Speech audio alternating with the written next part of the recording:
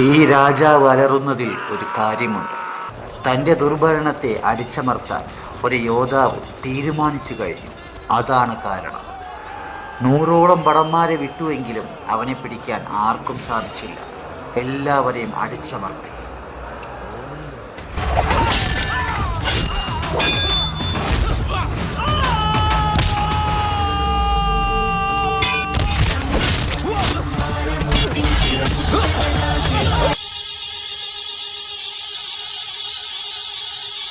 അവസാനം ആ രാജാവ് ഒരു ദുഷിച്ച ആയുധമെടുത്തു. തൻ്റെ മകളെ കൊണ്ട് പ്രണയം നടിച്ച് അവനെ കീഴടക്കുക. തൻ്റെ അച്ഛൻ ഇനി ഒരിക്കലും ദുർഭരണം നടത്തില്ല എന്ന കരാറിൻ്റെ മേലാണ് അവളുടെ പ്രണയം അവൻ സ്വീകരിച്ചത്. ആദ്യ രാത്രിയുടെ അന്ന് അച്ഛനും മകളും കൂടി നൽകിയ പാലിൽ കൊടൂരമായ വിഷമുണ്ടായിരുന്നു.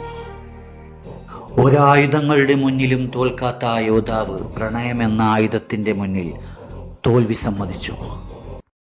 ജാലക സ്റ്റാർ പാർക്കിൽ ദുരൂഹത നിറഞ്ഞ മരണങ്ങളെക്കുറിച്ച് അന്വേഷിക്കാമെന്ന പോലീസുകാരനോട് ആ വൃദ്ധൻ പറഞ്ഞ ആ ചരിത്രം.